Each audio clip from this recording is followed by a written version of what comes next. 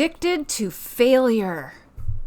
Man, did that hit you like it hit me when I recorded that podcast? When I had that aha moment in a meditation after contemplating what it was that kept people stuck, that kept people from doing the things that they were born to do, that kept people from believing in themselves. I couldn't understand why people were constantly finding themselves in the same situation, even though solutions were available everywhere that you look. And even when we were taking those solutions, we weren't actually doing the work. We would give up before we even started, or start for a few days and then quit. Why were we quitting all over ourselves? I couldn't understand it. And when I had this aha moment in my meditation that it was actually something that we were addicted to, I just was like, wow, is this true? I have to look into this further.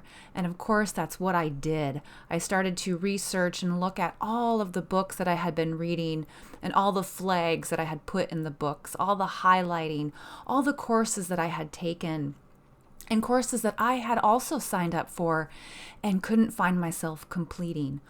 Or thinking back to all the times that I would start a new healthy habit and then give up after 2 weeks. Could I too be addicted to failure? Of course, I bring in my own recovery through alcoholism and the things that I had learned in my 12-step program. And I started to condense this into a topic that I felt I could deliver to you today that is easy to digest and really peel back and understand what it means to be addicted. So what I started off with when I did this was I came up with 6 signs that your mind has been hijacked to this identity sabotage, as I like to call it. And these 6 signs that your mind has been hijacked are broken down here. You have an all or nothing mentality. We find ourselves thinking that if I can't do it perfect the first time, why bother? Or we think that when this happens or that happens, then I'll be ready. Or if only I had this thing or that thing, then I could do it. We're looking outside of ourselves instead of looking inside. I call it the deflection mechanism. It's a defense mechanism that we use, and it's to deflect. We're always deflecting. We're looking outside of us for the answers, when all we need is within us, that we were born with everything that we need. We've just been disconnected. You're not broken. You're just disconnected from your power source. And this course is going to help you plug back in and discover the true awesome being that you are. We are spiritual beings having a human experience, and the tools that we pick up along the way help us uncover our truth, take back our power, and finally, once and for all, start living with passion and purpose. Another sign that our mind has been hijacked is we overcompensate. We take on more than we can handle in a day or in a lifetime. We strive for perfection in hopes to find acceptance. We look for validation in the things we do, not in who we are. Another sign is we are preoccupied with others. We deflect our attention from self and place it onto others. We look to solve the world's problems before looking to solve our own. We get caught up in gossip, drama, and external pleasures, hoping that it will fulfill the void within. We get easily distracted. We'll find any excuse that gives us permission not to do the work. We procrastinate. We find ourselves putting things off, living in fear and doubt. And the worst of all, we stop showing up for ourselves. We find ourselves stuck in a rut, and we stop showing up altogether. We have become hostages to our own mind.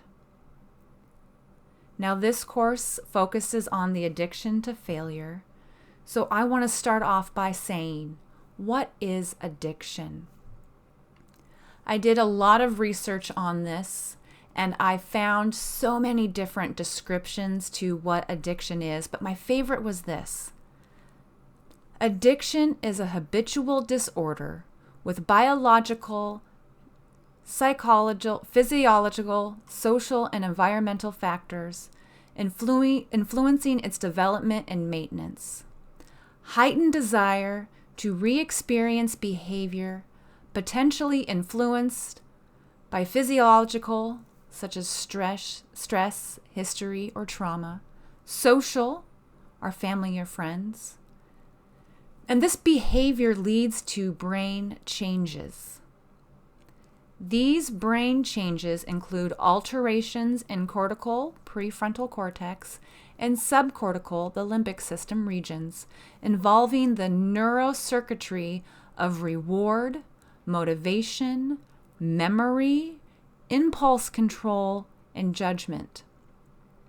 And this can lead to dramatic increases in craving for a reward or activity, as well as impairments in the ability to successfully regulate the impulse, despite the knowledge and experience of many consequences related to the addictive behavior.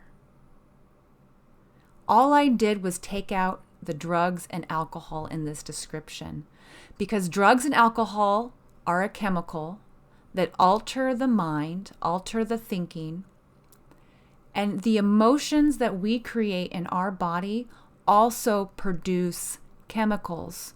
It is no different. Our body is craving the chemical that we have been producing since we were young. Chemicals of stress, chemicals of anxiety, chemicals produced from trauma. These chemicals are producing reactions that our body is craving, motivated by memory, and impairing our judgment. It's no wonder we find ourselves addicted to failure. So addiction comes in many different forms. So what do you think of when I say addiction? What comes to your mind? For many, the most common are going to be drinking, drugs, smoking, or maybe even further into it, we're thinking, oh, I'm addicted to shopping or gambling or food. Maybe you're addicted to your looks. You're always looking to alter your appearance. Or there's forms of addiction that seem like they're good for you, but anything that we do in excess can be a problem, like exercise and healthy eating or sex. What if I told you we can also be addicted to other things? Now, here are the top 5 overlooked addictions. 1, drama and toxic relationships. If we go back to the description of addiction, we can see how these things will produce chemicals in our body that will make our body crave them. So we can be addicted to drama and toxic relationships because of the chemicals that they produce. Labels. We can be addicted to the labels that we've been given. We can give too much power to these labels such as ADD, ADHD, OCD, depression, bipolar, diabetic, you name it. Whatever label we have been given and have identified ourselves as being, we are giving our power to these labels and become addicted to them because they give us permission to not be who we believe we truly are. We give these labels permission to hijack our minds and our body and our dreams and our goals and our passions. And we fall victim to them. We let them control us. We let them tell us what we can and cannot do. We can be addicted to gossip. We can be addicted to listening to other people's drama because maybe it makes us feel like ours isn't so bad. We can be addicted to fighting and arguing and always having to be right because it feeds our ego. And of course, for the sake of this course, we can also be addicted to failure. So how does this happen?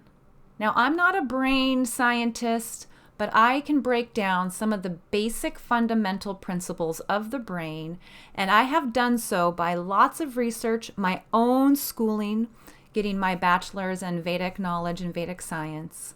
I've learned a lot about the brain, and I've dissected the brain into the sections that actually focus on this particular addiction. So when we look at our brain, we're going to break up our brain into 3 parts. The neocortex, that is our rational or thinking brain. This is the seat of our conscious mind and part of the frontal lobe. It is the CEO of your brain. Make a note of that, okay? Our neocortex, our rational or thinking brain, is the CEO of our brain.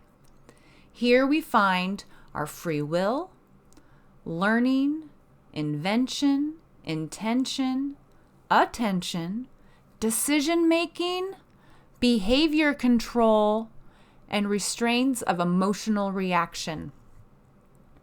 Then we have our limbic brain. This is where our emotional and feeling part of our brain kicks in. Here is where the chemicals are released into our body by our emotional response to experiences. It is the seat of our autonomic nervous system or our automatic nervous system, which regulates body functions and emotions. And then we have our reptilian brain, the cerebellum. This is where our deep memory of who we are is stored. Now, if we know that we are emotional beings, if we know that our emotions control our thinking and our behavior, how in the heck can the CEO of our brain make rational decisions? How can it? Our brain. Here's your brain. Memories are being stored in our amygdala that our current emotions trigger and bring to the present. Our emotions are linked to our past memories. So again, we are letting the CEO of our brain run the show based off of past memories, not current ones. That to me was the aha moment. That to me was like, whoa, wait, what? I am making decisions today based off of my past? I am literally living in the present in the past. The unconscious mind has shown that the brain makes judgments and decisions quickly and automatically. Automatically. Our emotional brain is already telling our CEO what it's going to do.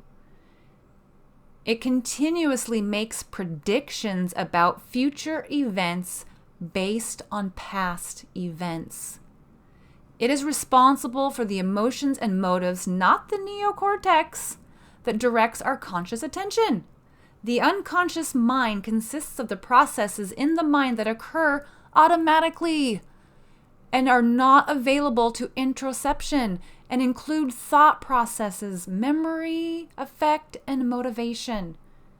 So our CEO, our conscious mind, is taking order and direction from unconscious present thoughts from the past. We are literally showing up in the present day as our past self. Today, science estimates that 95% of our brain activity is unconscious, meaning that the majority of the decisions we make, the actions we take, our emotions and behaviors depend on 95% of brain activity that lies beyond conscious awareness. Wow. Just bringing this to your awareness changes the game. Just knowing this is like mind game changing moment. So this is where I ask that we go into this course with a beginner's mind. Be open-minded to learn and unlearn. Understand and expand your awareness. Challenge your thoughts, challenge your emotions, challenge your feelings. This is where we truly can rewire our brain. So when we can accept that this is how our brain has been wired, we are able to then let go. It's in admitting our weaknesses that we find our strength. Just like any addiction, it only has power over us when we choose to give it our power. Just like the labels I spoke about, words are powerful. The first step to recover from the cause of the condition is acceptance. The simple act of accepting the fact that we are addicted to repeat behaviors that do not serve our higher good releases us from the bondage of self and opens up the door to recovery. Once this door is open, we let go of who we think we are to make room for who we really are. So who do you think you are anyway? Well, I'm here to tell you, despite what your mind wants to tell you, your birthright is to be happy. Being happy is your birthright. We were born to be happy, joyous, and free. We were born perfect as the universe created us. We were born into our bodies as spiritual beings sent here to have a human experience. We were born to be love, give love, and receive love. We were born with an inner compass preset to love for self and others. But then our ego was born. Now the ego comes from outside of us, and it infects us with unsafe beliefs that gradually override our truth and our inner compass. Now, if we remember here, our inner compass was preset at birth to love yourself unconditionally and others, to be love, give love, receive love, to be happy, joyous, and free, to know that we are perfect because we are one with this universal spirit, with our higher power. But our ego infects our mind and starts to create these unsafe beliefs that gradually over time override our truth. It is our ego that blocks us from the light of our universal spirit of oneness and love. Now, what is ego? Some people will say, well, my ego is the one that gives me courage, that it makes me believe that I am strong and that I am capable and that I am all of these things, that I can do these things. Well, Wayne Dyer explains ego beautifully, and it's edging God out. The ego is the part of the mind that mediates between the conscious and the unconscious. And as we learned, there is that gap in between, and that is our power. And it is responsible for the reality testing and a sense of personal identity. What we think about, we bring out. Our unconscious mind seeks for validation to reinforce our unsafe beliefs in our conscious mind. This is what I was talking about in the podcast, about how we can be addicted to failure and these unsafe beliefs because it validates what we believe is true. It gives us power to say, aha, see, yeah, I told you I wasn't good enough. You see it right here, case in point.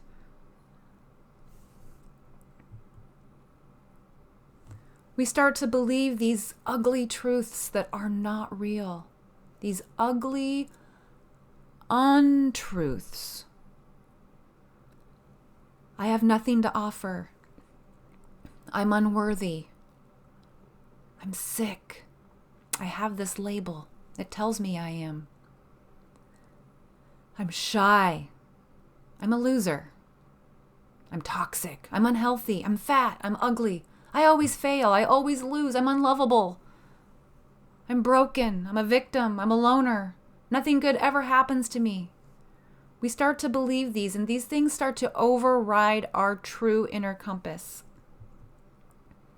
But I'm here today to tell you it's not your fault you fell victim to the ego. You didn't know better, but now you do. So now it's your responsibility to do something about it. Now, during a deep meditation, I was contemplating this realization as I've shared, and at the root, the cause of the condition, it was not our fault that we fell victim to the ego. We were babies. We were littles. It's proven in science that up until the age of 6, we don't have a rational part of our brain yet. So everything that we see, hear, feel, everything that we are told goes straight to our subconscious mind. Up until 6, imagine all of the things that you saw, that you heard, that you felt, that you experienced, that your rational part of your brain was not able to filter because it wasn't there. Everything just downloaded straight into your subconscious. That is not your fault. And these mind viruses fed our ego without us even knowing it, without our permission. We were the victims of true hate crimes, true identity sabotage at its finest. And I call it the dark side of the Force, just like in Star Wars. And this is a fun fact. George Lucas, who created Star Wars, was a student of my teacher, Maharishi, and he practices transcendental meditation, the school I go to. And it is believed that a lot of the deeper meanings behind Star Wars and the character Yoda came from this Vedic knowledge and wisdom. There is a dark side on this planet that is a negative energy, that's only purpose is to seek out the light and destroy it. And it does this by hijacking our inner compass and resetting it to hate of self. It starts at birth and it grows from there. However, it's in the early stages of child development that these mind viruses root. We develop coping mechanisms and armor that create a false sense of who we are. We start acting and showing up as we see ourselves and catalog the experiences and the outcome as proof behind our unsafe beliefs. Over time, we physically change our brain to reinforce these unsafe beliefs and become physically dependent on the emotions, the feelings, and the chemicals and the outcomes they produce. We are addicted to failure because it reinforces our unsafe beliefs we have been living as our truth. We've been confusing safety with comfort.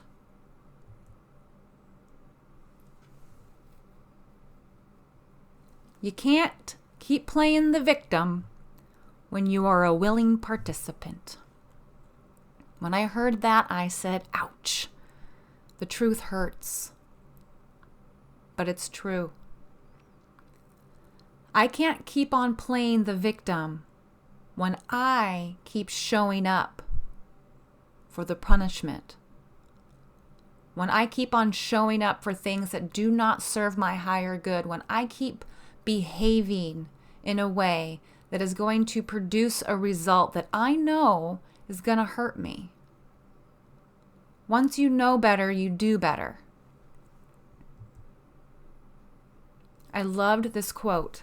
It comes from Shannon Alder, and it's another one that was like, ouch, man. So I wanted to share it with you because it is so powerful. The chains that keep you bound to the past are not the actions of another person. They are your own anger, stubbornness, lack of compassion, jealousy, and blaming others for your choices. It is not other people that keep you trapped. It is the entitled role of victim that you enjoy wearing. There is a familiarness to pain that you enjoy because you get a payoff from it. When you figure out what that payoff is, then you will finally be on the road to freedom. And we're going to challenge these unsafe beliefs and ask ourselves what that payoff is. And one thing I've learned, and that we will share later on in this course as well, is that new experiences create new pathways. So in order to create new experiences to erase the emotions linked to the old ones, we must override our unsafe beliefs. But how do we create new experiences when our unconscious mind is running the show? Well, the simple act of acknowledging that this is happening to us and accepting that we have become addicted to this way of thinking it awakens our inner intelligence. And it activates a small shift within our physiology and the psychology of the mind-body connection. Now, as I said later in this module, I will share a few life hacks to accelerate the process. I can't wait to share them with you. So are you ready to accept and let go? The time has come to accept the people we cannot change, have courage to change the ones we can, and the wisdom to believe it's you. We're going to end this module with an acceptance meditation. The acceptance meditation is next, and the time is now.